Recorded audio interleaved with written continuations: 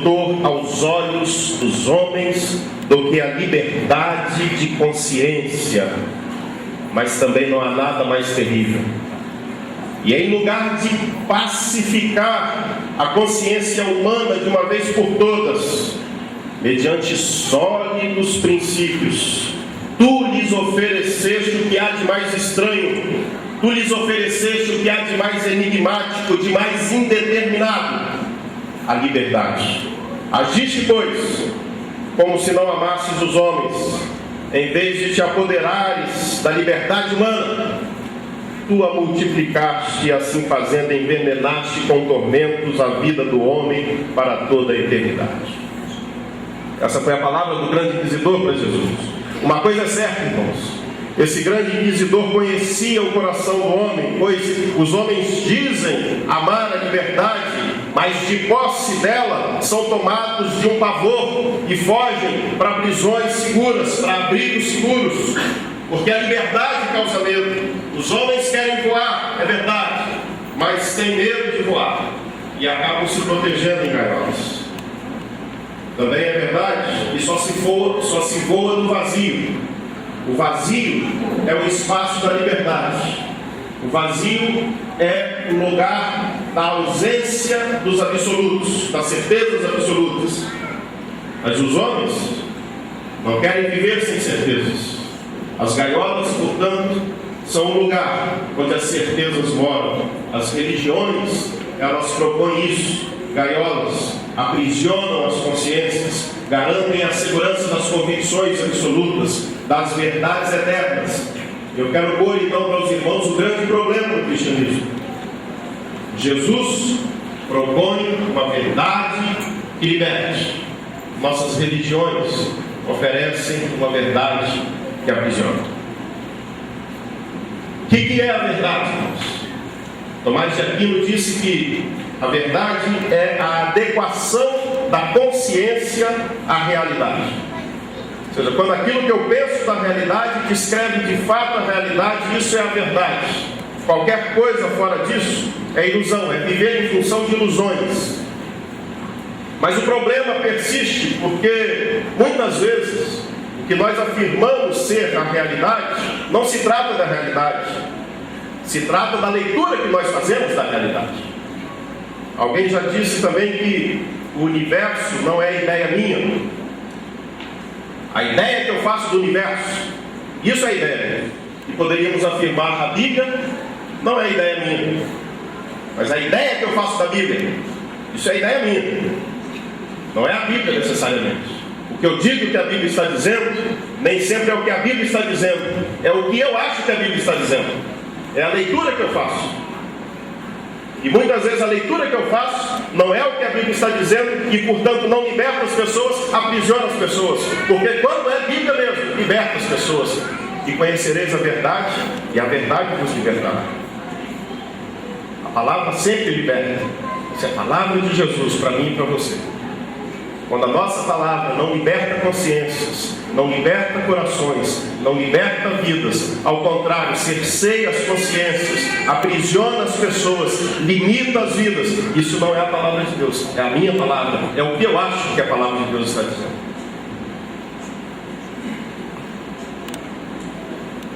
Algumas frases que nos chocam, como por exemplo a frase que Marx usou no século XIX, quando ele disse que a religião é o ópio do povo, quando são analisadas com mais calma e dentro do contexto na qual elas foram proferidas, nos levam à triste conclusão de que ao longo da história o maior inimigo do cristianismo tem sido as instituições que nós temos erguido em nome do bendito. Um grande teólogo do século XI, Abelardo, ele foi tão perseguido pela sua vida, pelo seu pensamento, que ele chegou a declarar: seria melhor talvez eu ir viver entre os pagãos para poder viver de modo cristão. Emil Brunner, também um pensador do século XX, disse: os cristãos têm traído a Cristo em função da igreja. E com a igreja ele se referia aqui às instituições.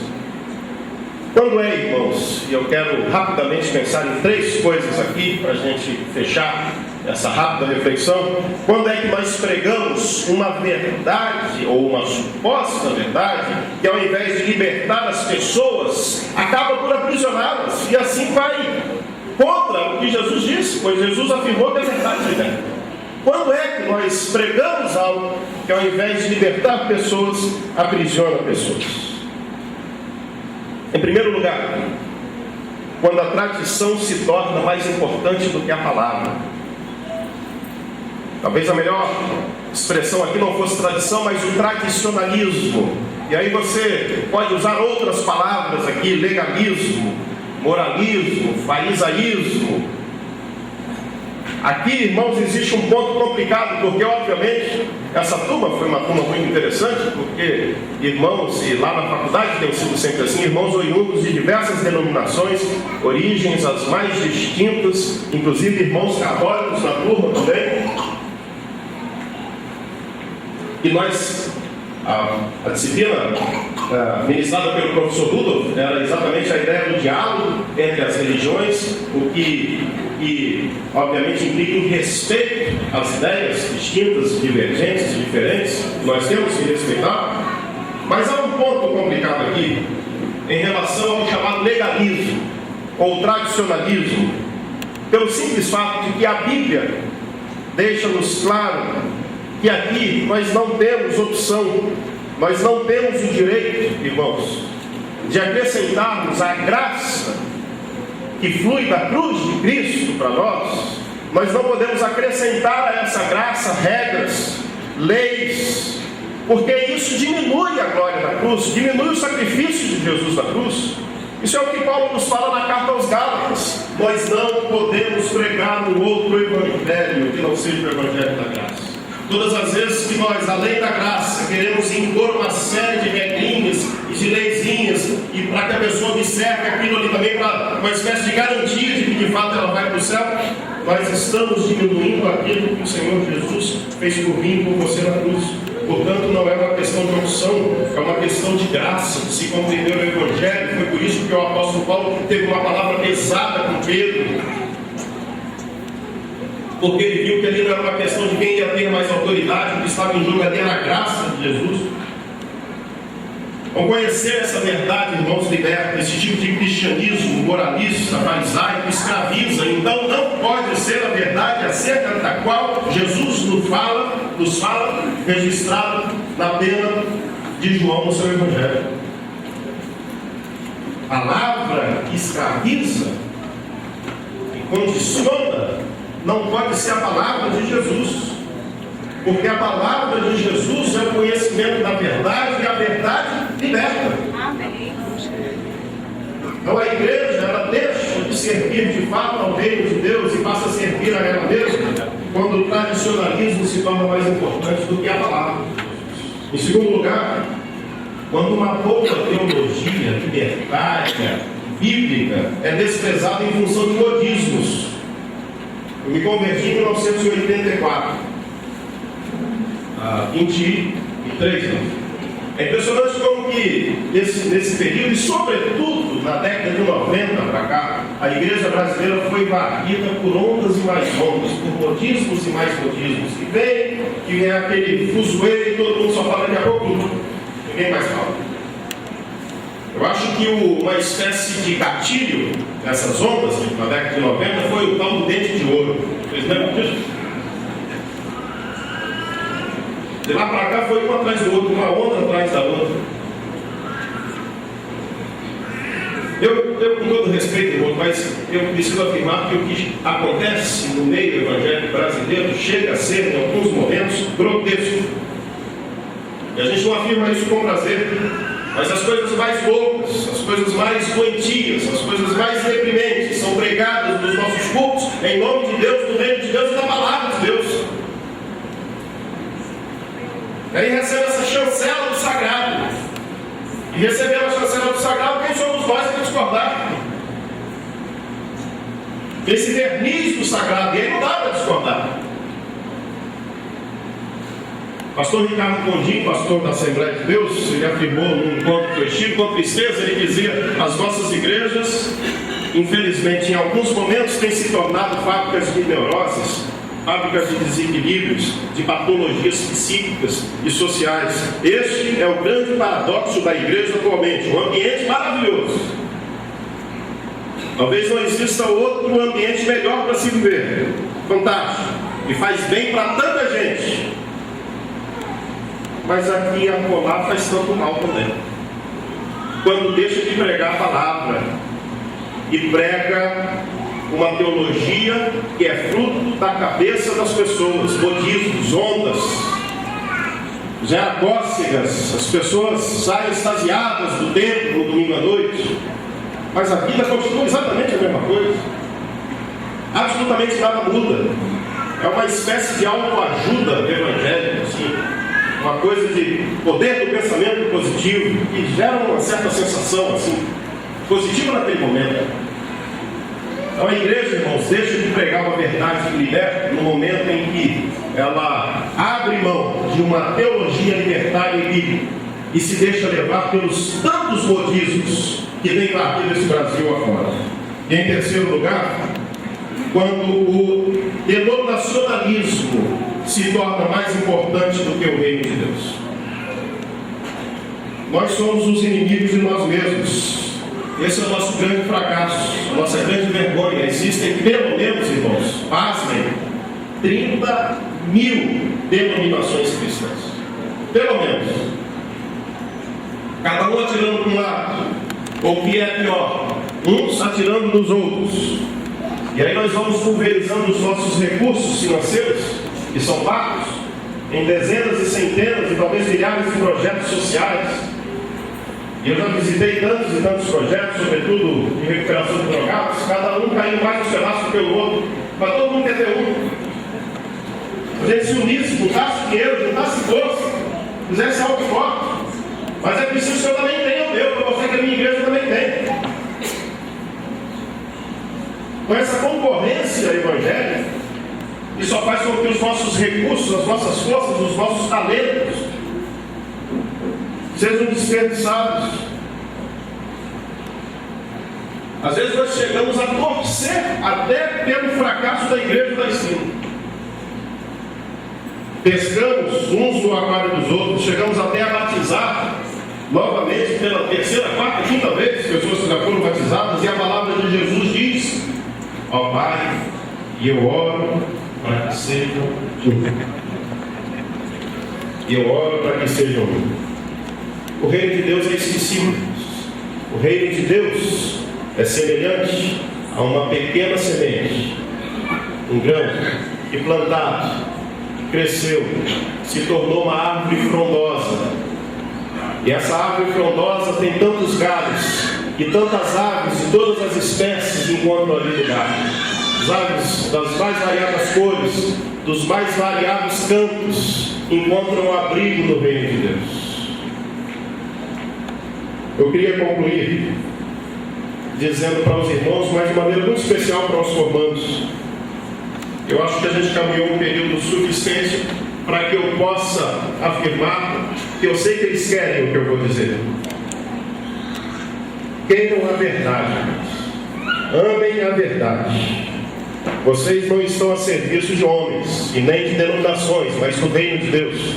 É óbvio que cada um de vocês tem que trabalhar em função das suas denominações. Os irmãos presbiterianos vistam a camisa da igreja presbiteriana, não tenha dúvida. Os batistas vistam a camisa da igreja batista, os assembleanos, o evangelho quadrangular. Se vocês não fizerem isso, outros não vão vestir. Vistam e lutem pelas suas denominações, mas amem o reino de Deus. Deem as suas vidas pelo reino de Deus. Se for preciso colocar a cabeça na guilhotina, ponham o nome do reino de Deus. Por isso vale a pena viver e por isso vale a pena morrer.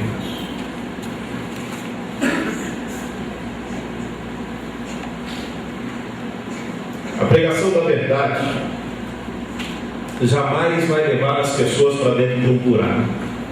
Sempre vai libertar a vida das pessoas. Eu queria encerrar com uma história que eu já contei tantas e tantas vezes. Aqueles que aqui foram meus alunos já ouviram, vão ter que ouvir outra vez. E é uma história também contada pelo Rubem Alves, mas eu acho que cabe bem aqui. É a história das rãs do Quintacil. O Rubem Alves conta que certa vez umas rãs iam passando por uma floresta e havia ali um grande buraco e elas resolveram pular dentro para ver o que havia. E aí pularam e perceberam que não passava com 500 buracos, buraco único, buraco vazio, escuro, não havia nada para se fazer dentro daquele buraco e resolveram sair.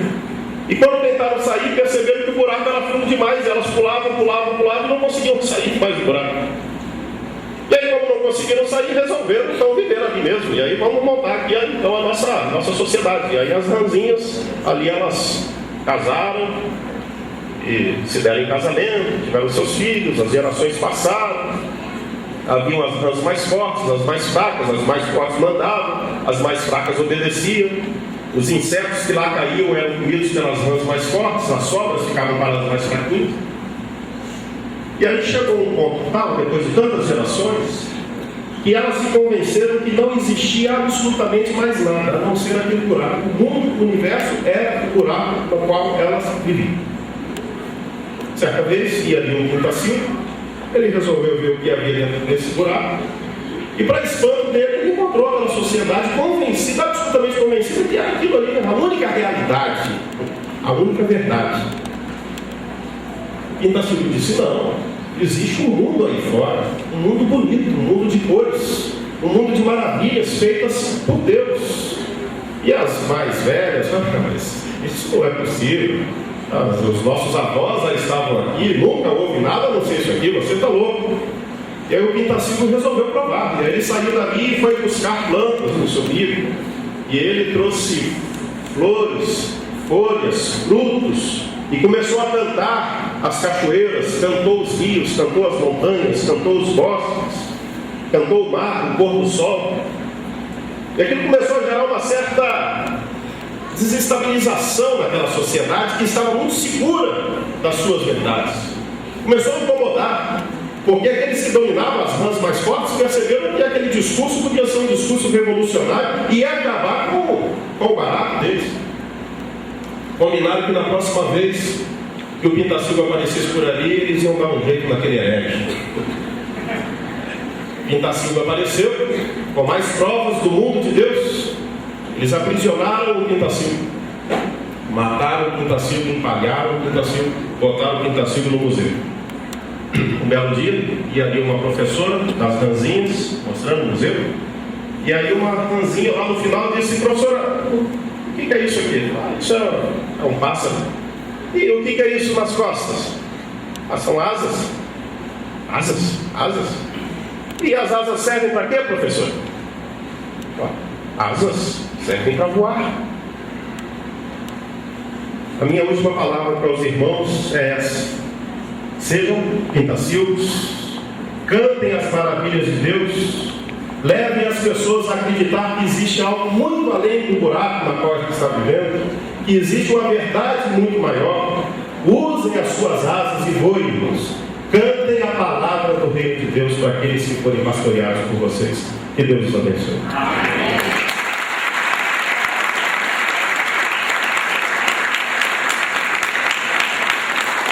Os nossos colegas, os familiares, os amigos, com uma boa noite, mas também com a paz do nosso Senhor.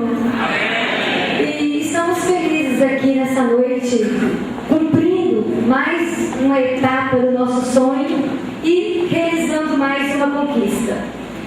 E eu quero relatar para vocês um pouquinho do que aconteceu durante esse ano. O dia 22 de agosto foi um dia marcante para nós. Um dia quente, numa sala também bem quente, mas a expectativa talvez foi a mais quente, porque o nosso coração estava cheio de expectativa a respeito do curso que estávamos iniciando naquele dia. O que iríamos encontrar num curso de integralização ou de convalidação teológica? Essa expectativa estava queimando o nosso coração. Éramos cerca de 52 alunos e alunas, muitos praticamente desconhecidos uns dos outros. Olhamos desconfiados, até julgando, ou melhor dizendo, dizendo, julgando-nos mutuamente. Depois das boas-vindas do nosso diretor Vanderlei, conhecemos o primeiro professor. Eu não vou correr o risco de pronunciar o seu nome em alemão, mas ele nos deu a liberdade de chamá-lo de Guilherme, por causa da complexidade da pronúncia do seu nome. E o Guilherme começou a descrever para nós a história da reforma.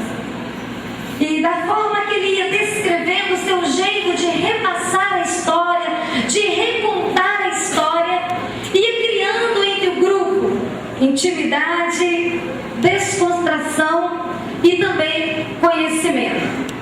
Nós jamais vamos esquecer do primeiro dia das pronúncias de alguns colegas. Por exemplo, a pronúncia do nosso irmão Messias. Cadê o Messias? De vez em quando ou de vez em sempre,